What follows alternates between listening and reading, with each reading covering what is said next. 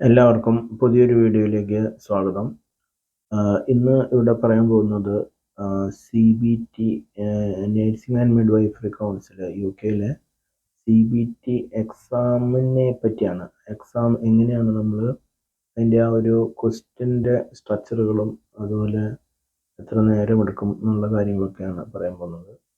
CBT എന്ന് പറഞ്ഞാൽ computer based ടെസ്റ്റാണ്. അപ്പോൾ അതിൽ പാർട്ട് എയും ഉണ്ട്, പാർട്ട് ബിയും ഉണ്ട്.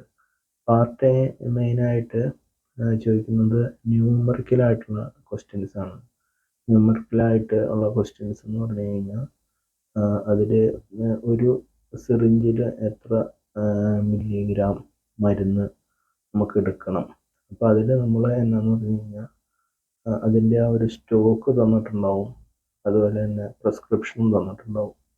അപ്പോൾ prescription divided by stock prescription divided by stock സമം ആ മരുന്നിൻ്റെ എത്ര നമ്മൾ ആ ഒരു മരുന്ന് എടുക്കണം എന്നുള്ള ആ കാൽക്കുലേഷനാണ്. അപ്പോൾ അത് സിമ്പിളായിട്ടുള്ള ഒരു ക്വസ്റ്റ്യൻസ് ആണ്. അപ്പോൾ ആ ക്വസ്റ്റ്യൻസ് ഇപ്പോൾ prescription divide by stock into ML, അപ്പോൾ അത് സിറിഞ്ചിൽ മരുന്ന് എത്ര എടുക്കണം എന്നുള്ളതാണ് ഇതിൽ വന്നത്.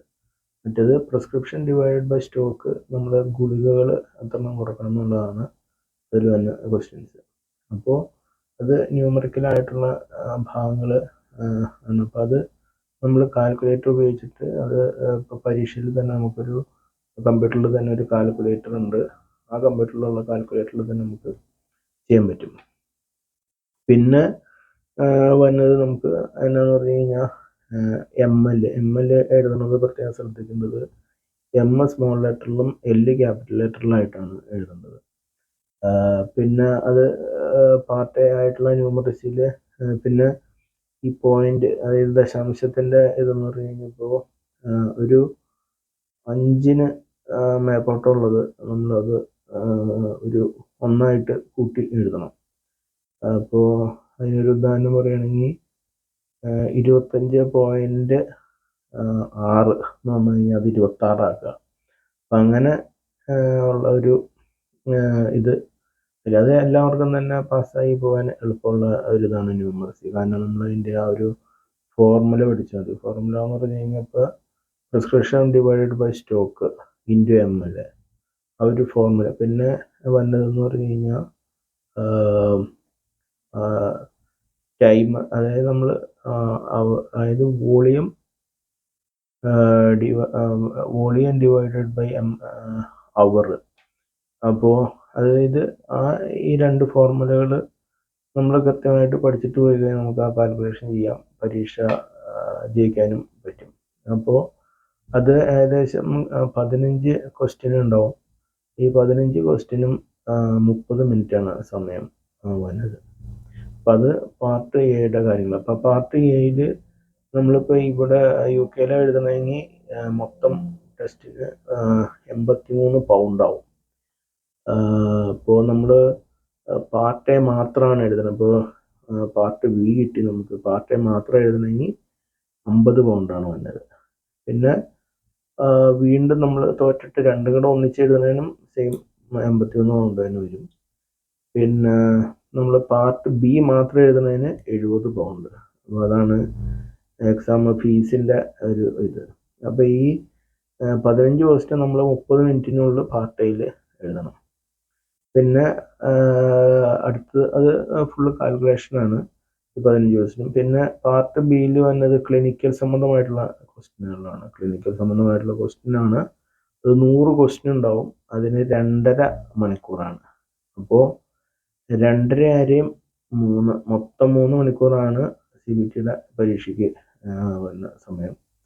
അപ്പോൾ ഈ 100 ക്വസ്റ്റ്യനിൽ നമുക്ക് മൾട്ടിപ്പിൾ ചോയ്സ് ഉണ്ടാവും. അപ്പോൾ ഇപ്പോഴത്തെ പുതിയൊരു CBTയുടെ ട്രെൻഡ് അനുസരിച്ചിട്ട് ഇപ്പോൾ അതിൽ 4 മൾട്ടിപ്പിൾ ചോയ്സ് ക്വസ്റ്റ്യൻസിൽ ഇപ്പോൾ 2 ഏകദേശം സാമ്യമുള്ളതാവും. അത് നമ്മളുടെ ഇപ്പോൾ എന്താ പറയുക, ഒരു ഭാഗ്യം പോലെയൊക്കെയാണ് ഇപ്പോൾ ആളുകൾ CBTക്ക് പാസ്സാവുന്നത്. അപ്പോൾ ഈ 100 ക്വസ്റ്റ്യനുകളിൽ നമ്മൾ പാസ്സാവണമെന്നുണ്ടെങ്കിൽ ഒരു 80-90 മാർക്കിനടുത്ത് നമുക്ക് കിട്ടിയാലാണ് ഇത് പാസ്സാവുള്ളൂ. അപ്പോൾ പാർട്ട് ബി കൃത്യമായിട്ട് നമ്മൾ പഠിച്ചും പിന്നെ പരീക്ഷയ്ക്ക് നമ്മൾ കൃത്യമായിട്ട് വായിച്ച് ഓരോ ക്വസ്റ്റ്യനുകളും അതിൻ്റെ ആൻസറുകൾ ഇപ്പോൾ മൾട്ടിപ്പിൾ ആയിട്ടുള്ള ആൻസറുകൾ ഏകദേശം ഇതിനോട് സാമ്യമായിട്ടുള്ളതുകളിലും വീണ്ടും നമ്മളത് വായിച്ചു നോക്കിയാണ് നമുക്ക് അത് കൃത്യമായിട്ട് ജയിച്ച് പോരാനായിട്ട് പറ്റുള്ളൂ. അപ്പോൾ ഈ പറഞ്ഞ പോലെ പാർട്ട് എയും ബിയും അതിൽ ഇപ്പോൾ നമ്മൾ ഒരു പാർട്ട് എ ജയിച്ചു, ന്യൂമറസി ജയിച്ചു, പാർട്ട് ബി തോറ്റെങ്കിൽ നമുക്ക് പാർട്ട് ബി മാത്രമായിട്ട് എഴുതാനായിട്ട് പറ്റും. അപ്പോൾ അത് ഈ പറഞ്ഞ പോലെ വീണ്ടും ഒരു 3 ഇതിൽ കൂടുതൽ നമുക്ക് എഴുതാനായിട്ട് പറ്റില്ല. 3 എണ്ണമാണ് മാക്സിമം തോറ്റിട്ട് എഴുതാൻ പറ്റുള്ളൂ. അപ്പോൾ 3 എണ്ണത്തിൽ കൂടുതൽ എഴുതണമെന്നുണ്ടെങ്കിൽ വീണ്ടും ആദ്യമേ തന്നെ നേഴ്സിങ്ങിൻ്റെ രജിസ്ട്രേഷൻ എടുക്കേണ്ടി വരും. അപ്പോൾ അതാണ് ഈ CBT എക്സാമിനെ കുറിച്ചിട്ടുള്ള ഒരു ഇത്. അപ്പോൾ വീഡിയോ നിങ്ങൾക്ക് ഇഷ്ടമായെന്ന് വിചാരിക്കുന്നു. അപ്പോൾ നിങ്ങൾ വീഡിയോ ഇഷ്ടമായെങ്കിൽ ലൈക്ക് അടിക്കുക, സബ്സ്ക്രൈബ് ചെയ്യുക, കമൻറ്റ് ചെയ്യുക നിങ്ങളുടെ അഭിപ്രായങ്ങളും നിർദ്ദേശങ്ങളൊക്കെ. അപ്പോൾ വീണ്ടും കാണുന്നത് വരെയും വീഡിയോ കണ്ടതിനും വളരെയധികം നന്ദി.